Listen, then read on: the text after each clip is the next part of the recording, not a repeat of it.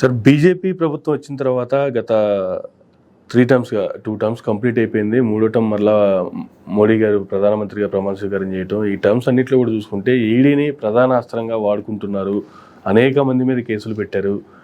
ఎవరెవరైతే ఆయా పార్టీల నుంచి బీజేపీలో జాయిన్ అయిపోయారో వాళ్ళ మీద కేసులన్నీ మాఫీ అయిపోయినాయి. మిగతా వాళ్ళ మీద కేసులు నడుస్తూ ఉన్నాయి. ఇదొక హాట్ టాపిక్గా మారిపోయింది సార్. ఒకప్పుడు ఈడీ సిబిఐ సక్సెస్ రేషియో ఎట్లా ఉండేది అంటేనండి 97-96% దగ్గర సక్సెస్ రేషియో ఉండేది. Yes sir. యూపీఏ గవర్నమెంట్స్లో అట్లా అంటే అఫ్కోర్స్ కేంద్ర ప్రభుత్వంలో ఉన్న వాళ్ళందరూ they use this is an instrument threaten around.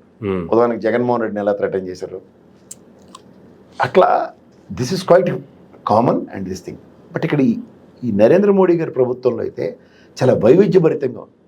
Success ratio 3% ఉండి 97% ఫెయిల్యూర్ రేషియో ఉంది. స్టాటిస్టిక్స్ చెప్తే ఈడీ చూడండి.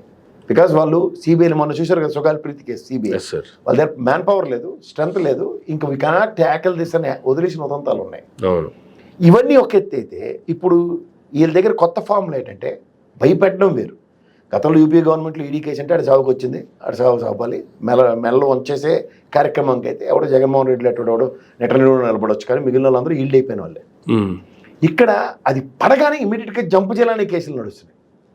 పారాచూట్ వేసుకుని టక్కని బీజేపీ సన్నిధానంలోకి వెళ్ళిపోవడం, వాడు మొత్తం అగ్నిపునీతలా కడిగిన ముత్యంలో బయటకు వదిలేడు.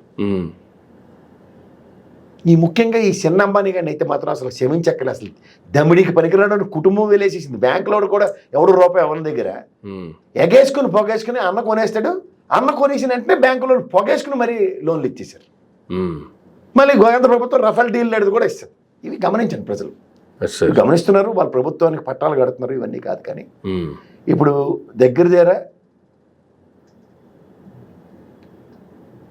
193 కేసులు ఉన్నాయి అపోజిషన్ లీడర్స్ మీద. 2022-23 మధ్యలో అత్యధికంగా 32 కేసులు పెట్టేశారు.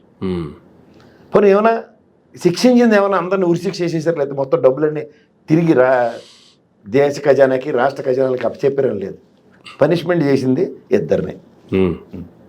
పైపచ్చి వీళ్ళే పాస్పోర్ట్లు ఏ విధంగా రెన్యూవల్ అవుతున్నాయో తెలియదు. ఈ రెడ్ కార్నర్ నోటీసులు ఉన్నా ఎలా వెళ్ళిపోతుంటారో కూడా తెలియదు. ఆ నీరవ్ మోడీ గారు నిప్పు కూడా షూట్ వేసి తిరుగుతుండే అక్కడ. ఈ విజయమాలయ గడి అయితే ఆ పనికి మళ్ళీ అదో క్రికెట్ మ్యాచ్లు ఆడ ఆనందానికి ఆడ సౌభాగ్యానికి ఎక్కడ తక్కువే రాలి. ఏం చెప్పాలి ఇవి గమనిస్తుంటే ఈ 23 మంది మీద కేసులు ఎత్తడం మాత్రం మరీ పైసేచ్చు సార్. జరుగుబాటు అంత సుఖం లేదని ఒక లాజిక్తో ముందుకెళ్తున్నారు. కానీ ఏంటి సార్, ఇప్పుడు మీకు ప్రజల పట్టం కడుతున్నారని చెప్తున్నారు, కట్టారు. దానికి తగ్గట్టుగా మీరు ప్రతి నిమిషం అనునిత్యం మీ దగ్గర ఉన్న అమ్ముల పొదిలో ఉన్న అస్త్రాలన్నింటినీ వాడి ప్రభుత్వాల్ని నడిపించుకుంటూ నెట్టుకుంటూ ముందుకు వెళ్ళిపోండి. పర్లేదు, మీ దగ్గర కేసులు ఉన్న వాళ్ళని కూడా పరిరక్షించడానికి కూటములు కడతారు, జాయిన్ చేసుకుంటారు. కేసీఆర్ గారు చెప్పినట్టు వాషింగ్ పౌడర్ నిర్మాయ చేత నో ప్రాబ్లం. అంటే కేవలం ఇవన్నీ కూడా పార్లమెంట్లో కావచ్చు, ఇటు లోక్సభలో కావచ్చు, వాళ్ళ యొక్క నంబర్ పెంచుకోవడానికే ఉపయోగపడుతున్నాయి అంటారు సార్ ఇవి? అంతే కదా, అది జరుగుతుంది కదా.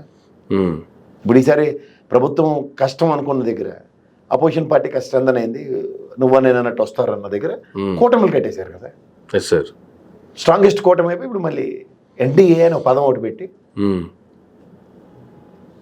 చరవైపోతున్నారు కదా కళ్ళ ముందు. ఏం చెప్పాలి దానికి? ఒక స్ట్రాటజీ ఆప్ చేస్తున్నప్పుడు స్ట్రాటజీకి జస్టిఫికేషన్స్ కావాలి, కానీ at the cost of nation అన్నది ఫస్ట్ టైం చూస్తున్నాం. Yes sir. అందుకని ఇంకెళ్ళి right sir. Thank you sir. Thank you very much అండి.